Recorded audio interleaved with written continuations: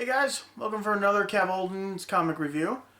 Tonight's gonna be a little different. I was gonna do one comic, but basically it is because how do I put this?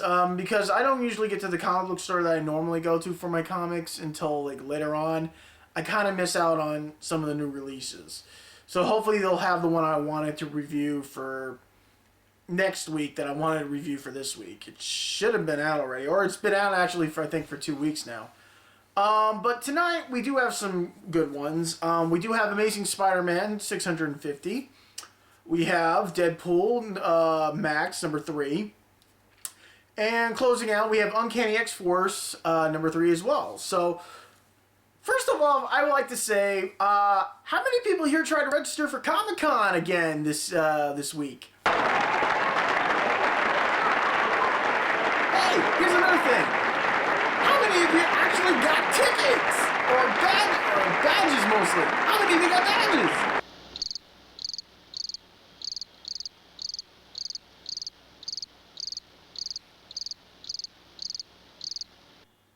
Yeah.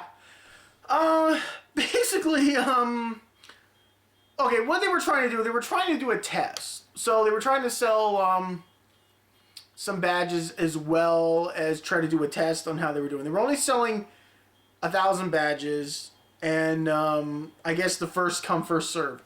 I kind of knew right off the bat that basically I wouldn't get it, but I just said to myself, it wouldn't be the same unless I tried.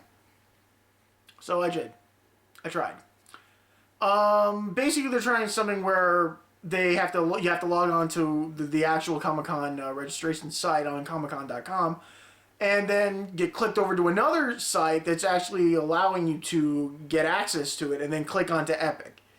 Sounds a little complicated, but it's not. The thing is, you also have to pay a little extra. It's like maybe $3 or $4 extra. But it depends. You pay $1 extra to pay for Comic-Con, go on their site to use their site, and then you pay like $2 extra for Epic. The only difference is the $1 you would usually pay, the $1 you would pay for a leap would be deducted from the actual cost of the badge that you were paying for. So if you were paying for a 4-day badge, like I'm trying to do, which is like $105, that dollar that you would use for leap, ticket leap, would be deducted from it. So you'd be paying like $104, but you'd be losing that dollar to leap ticket. Or ticket leap. Sorry. But then you would be paying $2 to use Epic to register.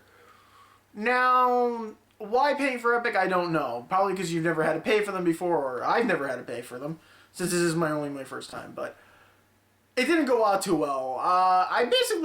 There were still problems and stuff. I ran into a few problems. Pretty much in about 15 minutes, everything was gone. 1,000 badges went like that. And I didn't get them. And I was on the site, and like 10 minutes in, it was telling me that there are no tickets, no more available for this thing when I was on Ticket Leap. So, yeah, it went pretty fast. And I was really kind of hoping to get one, especially today. Because today's kind of important to me. But moving on, Amazing Spider-Man 650. Let's see here. Okay, so as we left off in the last comic, Spidey is about to get decapitated by the Hobgoblin. His Sonic Stream is paralyzing him so he can't move. Until he is saved by Lady Gaga. Not the actual Lady Gaga, but, you know. I'm not kidding, but once again, it is Lady Gaga. I guess once again proving that Lady Gaga music is inspiring and will save people. However, Peter is not too keen or crazy about being saved by a pop star, so I don't know. Maybe he's just embarrassed because he was saved by Lady Gaga's music. I don't know. It's kind of embarrassing to him. So somehow, okay, during the fight, the Hobgoblin escapes with what he was supposed to do there. But here's the weird thing. I guess everyone's realizing that Peter's not in the group of people and they're evacuating, so they rush back in to get him. To save his identity, this is by far the weirdest I've ever seen Peter try to hide his identity. He goes in the buff. Yeah, in the buff. To save his identity. It's by far the strangest one he's had to do yet, but why not? So I guess Peter's boss decides that it's best for what's ever left over of the artificial vibranium to be destroyed because that's what Hobgoblin was after. And I guess basically enough, Peter decides to call Felicia to find out if the Hobgoblin is actually trying to sell the vibranium. Of course, she's in a tub full of milk. I'll let you think on that for a minute. Okay, minute's up. So I guess, let's see, here's a little funny thing. This was a thing that kind of bugged me. There's a scene where MJ and Peter's new girlfriend show up. Now, Peter's new girlfriend is kind of like an egghead, just like him. She's smart because she's a criminal investigator. For, I guess, like, she works for the CSI of New York. And there's a scene where I guess they're talking, and I guess they're trying to show one another up because I guess they're both with Peter, and they love Peter, and they're trying to show one another up. There's a part where Peter's talking to his new girlfriend and stuff that only they would understand, and Mary Jane wouldn't, and Peter's trying to talk to Mary Jane and stuff that they would understand that Peter's new girlfriend wanted. Now the thing is, when they're talking, it's basically the captions are where they would say something that Mary Jane would not understand, and it's a little different. I mean, it doesn't make sense why. It was just, I don't know I didn't get the joke on that one. But let's get into what people are more interested in about this comic. This is the revealing of Spider-Man's new costume. What is this? Honestly, right off the bat, I'm trying to think, what is this? Is his 100th costume that he's changed into? I mean, of all the costumes he's changed into.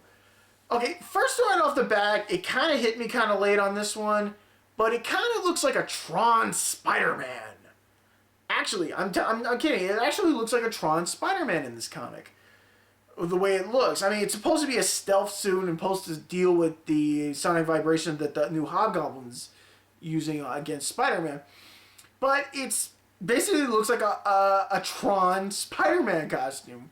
I guess with the movie coming out and everything, I guess they were just inspired. I don't know. But the thing that kind of bugs me, in the book, it's black, but with green lights. But on the cover of the book, it's black with red lights, and I don't get why they did that.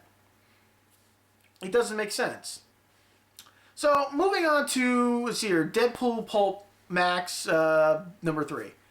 I've kind of noticed a theme with all these comics. I've said it before. I've noticed a theme. This one is dealing with racism. I don't know how people who watch my program deal with racism and everything, but it's a little hard. You know, most people aren't too keen about it. Some people have a hard time with it.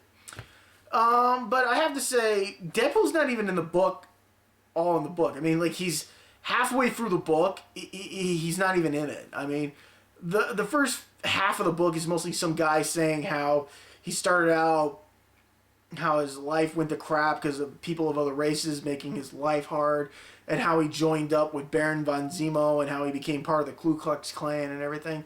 Actually, I want to talk about Baron von Zemo's costume. It looks ridiculous, basically. I mean, if you look at Baron von Zemo and the way his outfit looked, picture that with a pointy head. It looks stupid. It just really kind of does look stupid. I don't know why. But apparently, I guess Deadpool's been sent in to kill Zemo, and Zemo's been given word on that, like a heads up. But this is kind of the funny part. Deadpool is on a plane to kill Zemo. He's with Bob, or Hydra Bob. And Bob's trying to talk to him, trying to tell him about Zemo, and then Deadpool's like going on. He's like, yeah. So apparently, I guess for some reason they're flying right over where Zemo is, and instead of just landing, Deadpool just jumps out of a commercial airplane while there are people inside. Which actually kind of begs to differ where, you know, when you're going into security checkpoints. Basically, maybe they start doing psych profiles instead of doing body scans. Because if you got guys who can just jump right out of the plane, Okay, so I guess some commotion, and during the people are going to kill people and the talking, and that a rabbi shows up. Now this is the funny part. This is pretty much the best part. He tells Zemo that he's 30th second Jewish. I have no idea what that means, you know. And then Zemo's like, "Oh, that's it. I'm just going to kill you." And then all of a sudden, the rabbi, you know, he pulls out these two big ass machine guns and he starts shooting up the place, and he starts shooting up the Nazis and the Ku Klux Klan members. Then he starts taking out swords and he's chopping up everybody. But, you know, originally it's Deadpool underneath the disguise, and it's really funny. Especially when he starts still talking, and when he's talking all the Jewish stereotypic talking, it's probably the funniest part in the whole book. There is one part, and it does kind of remind me of a previous comic I read once. Basically, Deadpool's about to kill Zemo. Zemo tells Deadpool, you know, what do you look like underneath this mask? Because you're magnificent. You know, I want to know, are you white underneath this mask? Of course, it reminded me of a Spider-Man comic where I believe Todd McFarlane had wrote it. And basically where the scene plays out where Spidey webs up a robber who's mugging a guy. And the robber is African-American. The guy getting mugged is a white person. So, as, you know, Spidey's waiting for the cops to show up and everything, the guy turns to Spidey and says, you know, this city's going to hell because of all the blacks and everything. You know, it'd be much safer if they were all gone. And Spidey just turns and grabs the guy, and he just says, and drags him really close up to his face, and he says, what do you think I look like underneath this mask? And it just reminds me about that part. And I gotta say, this is a little bit of an education. I don't know if I know these Max comics are very explicit and everything, but I don't know if they're trying to send a message or anything. Well, we'll see what the fourth one says, because the fourth one's probably going to be a good one. Okay, so like I said, moving on, we get onto Uncanny X-Force number 3. In the beginning, we kind of get a nice little glimpse of what the new Horsemen are. We find out that they're mutants, and they're mutants that have gotten their powers from different parts of time. I guess it explains why they look the way they are in different, you know, how they are. Apparently, everybody's been backed up into a corner and near death. And Warren's, I think, is in the worst shape of all. And here's the funny thing. The one person to come to his aid is basically... let me see here. The one person coming to his aid is Wade. And let's just say Wade is not the best field medic out there.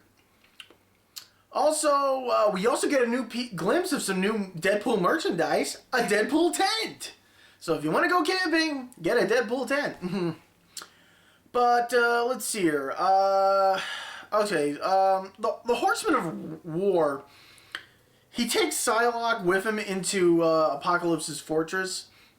And I guess he's still in love with her due to the mind trickery.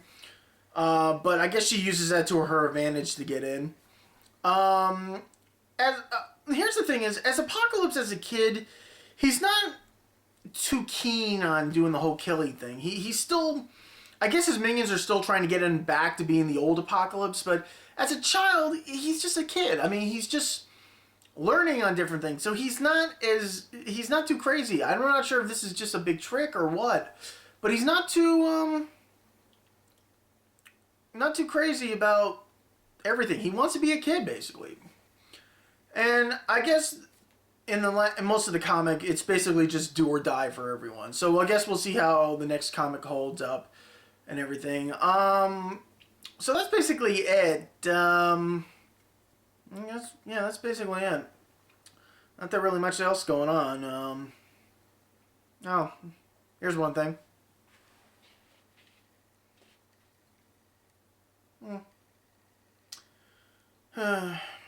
Happy birthday to me.